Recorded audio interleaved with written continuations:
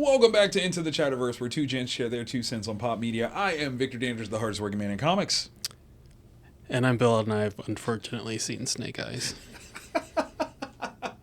I'm so sorry because I haven't watched that movie. I refuse. You shouldn't. I mean, you're not my first friend to say that, so it's true.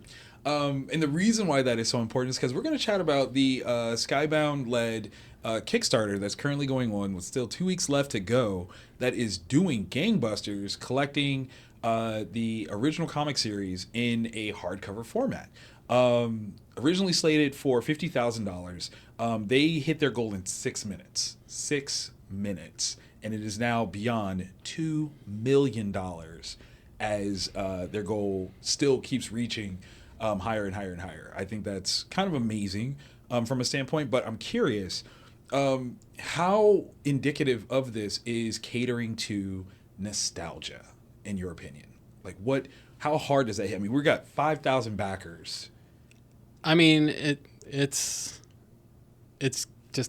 got to be all nostalgia, doesn't it? I mean, I never read G.I. Joe. True. And to me, growing up, G.I. Joe was a 12-inch figure that they shrunk down to, what, 3-4 inches, something like that. Right. And then, they made the cartoon and the comic book to go with it. And the cartoon never appealed to me. It didn't get me either. And I don't know why there's a difference between the two. Like, I watched Transformers. Like, I was Transformers all day, not G.I. Joe. I don't know what it was about the presentation or whatever. I just never quite was that big of a fan. Well, Transformers was an unknown. Fair. And it was robots that changed. Which was awesome. Yeah. But G.I. Joe, you're right. G.I. Joe is kind of it's a far older product than most of us 80 kids know because, like you said, 12-inch figures, that was way, way early. I mean, we're talking like Barbie creation era. Right. So very, very true. When it comes to this particular series, though, I think what's interesting is the connection to some very famous comic book people behind the actual creation of the characters, right? So Larry Hama, who not only did like most of these comics, the info that's on the back of the smaller toys, he was the guy that created those things. And so while I think it's interesting that this is produced from Skybound, who currently has the rights through Hasbro, they're pulling from this older material to create these new books. And part of the thing that I think is like insanely smart to me is that theoretically they have to pay very little to reproduce this. Because if Hasbro has the rights to everything, Skybound is now producing this. They're not having to pay Marvel for this. Like, they're not having to pay the creators for the extended use of this work. Like, this is probably one of the best fundraising ventures I think I've ever seen. What are your thoughts to that point? It sounds a way to screw over creators. Even though they're inviting him, including him, because I'm sure he's getting something. Well, but I can't imagine it's just him. True. Who are the artists for it? All those things like that. That is fair. Fair. They probably went, hey, if you sign some of these, and obviously those are the ones that are the big ticket ones, right? That we'll give you X percentage of it, which that's giving back to him. Sure. But there are other people involved. Also true. But I don't know what was if there was anything created specifically from the comic books. Okay. That'd be just like Harley Quinn was not a comic book character. Right. She was in the animated series, right, and became a very popular comic book character. Oh, that's a very interesting. So, and she appears in the movies in terms of credits. Are they required to say Harley Quinn was created by anybody because she came from? I never even looked that up. I never have either, actually. So I think that's a very interesting point of when it comes to certain creative ventures, what are the rules for creative credit? I'm trying to think of other characters that might have been created in like a different media source other than the books or comics. And off the top of my head, I'm not. Daryl Dixon, right, from Walking Dead. So Daryl was created for the show. Who gets the credit for anything with Daryl? Well, I guess it depends on who wrote it. Okay, because he's in So if Kirkman wrote the pilot, right? or if he wrote anything like the Bible, Right. if he wrote the Bible, then that could qualify. Yeah, But then it would just be Kirkman who gets it, Right. not any of the collaborators from the comic series. right? So, okay. All right. Interesting. Oh man, that's an interesting one. Paul Dini, Okay. created by. Got you. Just Paul? So Bruce Timm doesn't get. Oh yeah, there's Bruce right there. Okay, I see. Yeah, Got you. Bruce Timm. Interesting.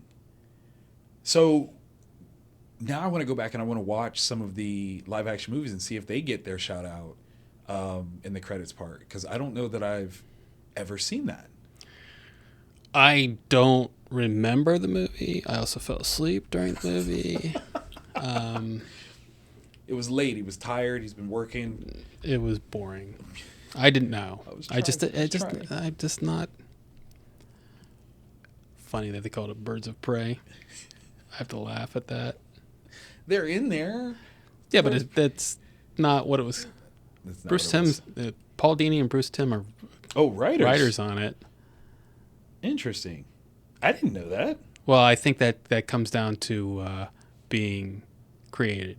Oh, the credits piece of Yeah. that. Okay, all right. That's Do we see that with Deadpool? well, I'm sure Rob Liefeld's name is all over that. But not Fabian Nicieza. Interesting. But yeah, I don't ever okay. remember them saying anything about him being co-creator. Fabian. Yeah. So that is a point of contention, from what I understand. Have Rob tell it. Rob Right did there. it all for sure. Under the writing credits, they get Okay. created by. Okay. Yeah, have Rob tell it. He created Deadpool. Fabian was writing X-Force at the time, but big shrug. So yeah, let's look at that.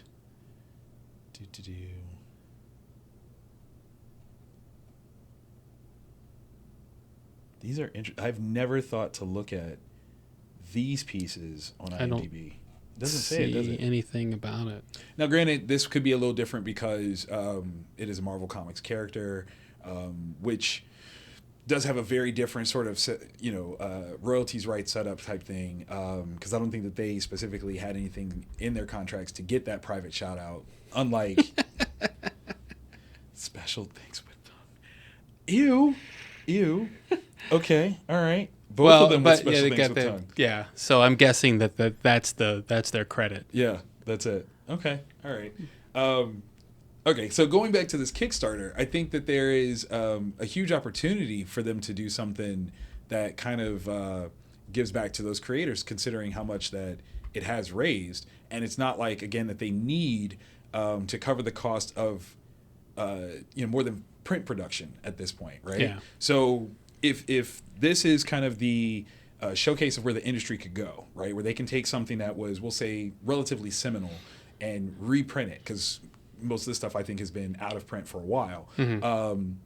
Would this be a mark where the comic book industry could kind of essentially pay up in royalties to the people that have either argued for or not gotten proper royalty payment in a way that it doesn't necessarily come out of the company's bottom line? Is that a crazy compromise, or just no, there's no way that they're going to do that? They're making $2 million, and again, when they only accounted for needing $50,000 and they're making $2 million, there's no reason for them to look at it any other way. So I will say that I think that intentions are always well and good, and then there's reality. Fair. Yeah, especially when you're dealing with that level of money. Yeah, when you're talking $2 million, I mean that's not chump change. No. It's not gonna. To the guys that are at the end of their careers and such, anything is good. Yeah. But I just don't see The gesture of goodwill is a miracle for Yeah. sure. But I mean, like, if they did it right, like if they say this thing goes 3-4 million, right, Mm-hmm. and they say, okay, all of the creators that contributed to this thing, we're gonna basically create a pot of $1 million, and you all get to split it. Like, based on however many of you there are, we're going to evenly split it, and all of you get something there. So that could be anywhere from $20,000 to $100,000. I have no idea how many people actually worked on these different things. Right.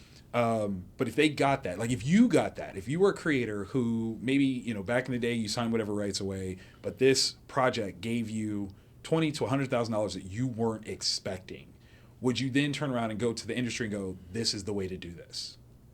Well, yeah, I think you make that an example of what you can do. Yeah.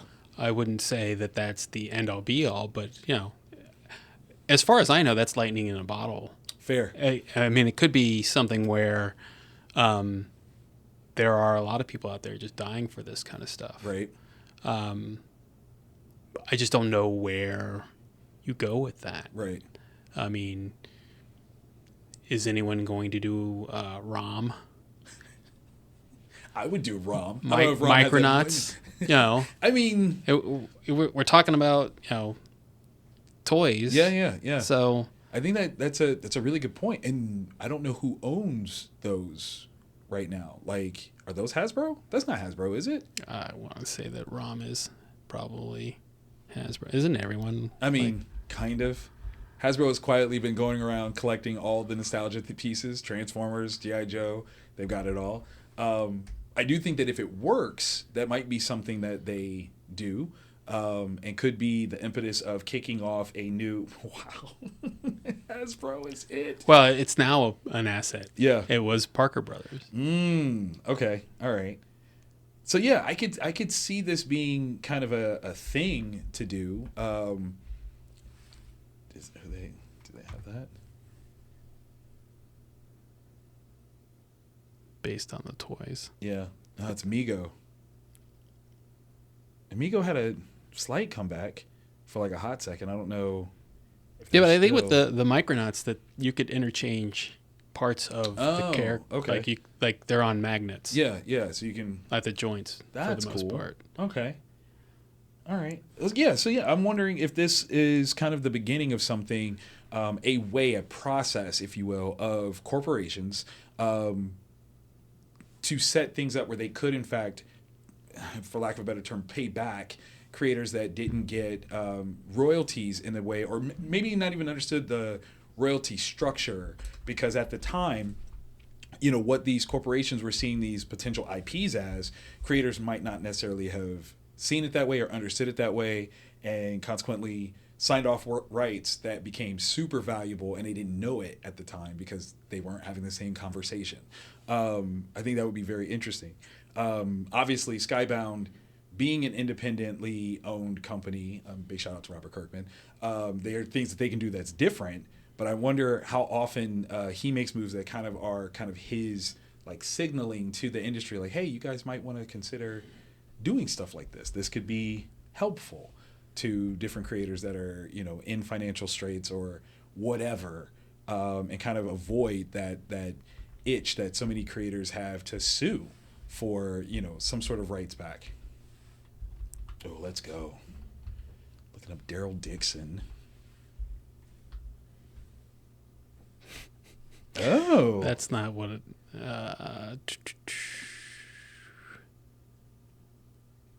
Yeah. I don't think it says anything about it being created by... Oh, that's not what that thing said? I thought it did. Let's see. We've got him, Frank Darabont, Charles Eagley, and Jack Laguidis.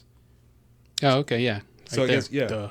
So, because he was created strictly for the show, so I don't know if, I mean, again, I don't think Kirkman necessarily gets anything for it, because though Walking Dead is the umbrella, he didn't bring him in. I bet that if it was created under Walking Dead? Yeah. Okay.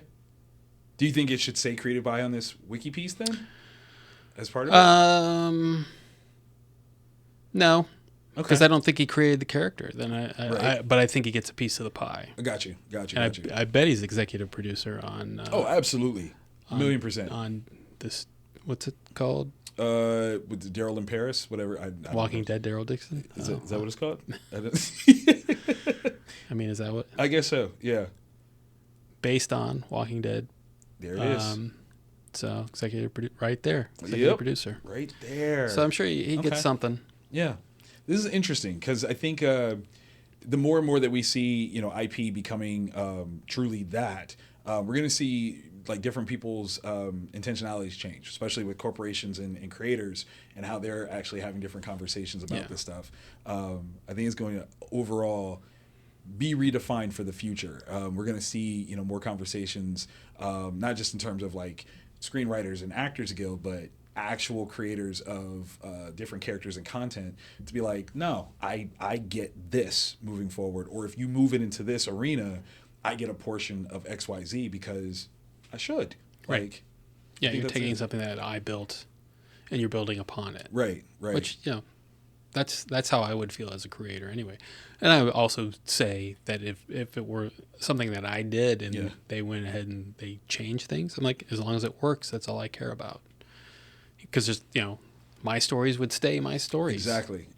It doesn't change anything. Not at all. That's I think Stephen King said that. Like, no, they didn't change my book. My book's right here. Like, read it if you want to. Right. I think that's very smart. I do know some people that are very precious about the creative, context of the things that they've done. Well, and I don't begrudge them at all because it's their baby, absolutely. That however they want to raise it, that's entirely up to them. I will not argue that, but 100%. Also, I just don't feel that way. Yeah. Get your check. Well, it's not even that.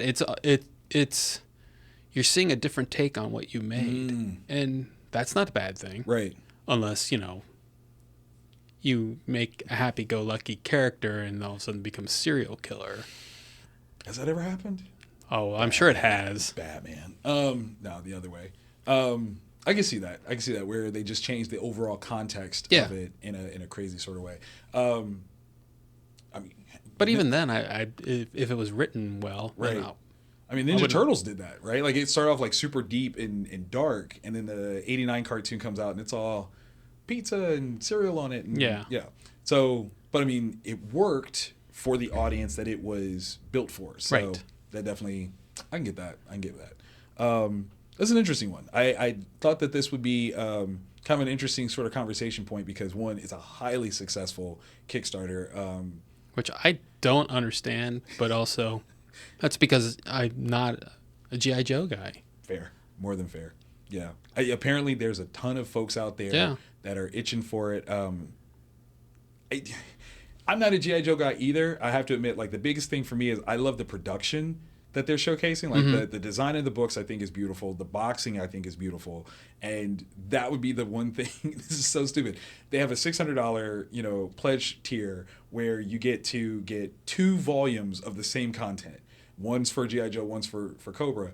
That would be the thing that I would want, but strictly for the production value of it, not the actual books themselves, which is ridiculous, which is also why I don't think I'll pledge to that level.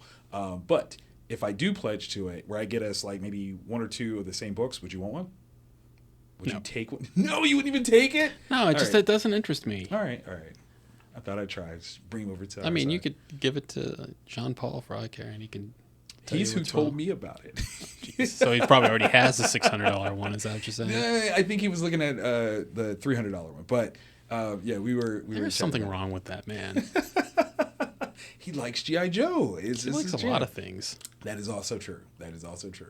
All right, so we will be back with some more fun conversations. Let us know if you did grab one of these books and which tier did you go for, and let us know if you would actually break down a review or something like that once you get it, because I definitely want to hear your thoughts. Once again, I'm Victor Dandridge, the hardest working man in comics. And I'm Bill Yo Joe.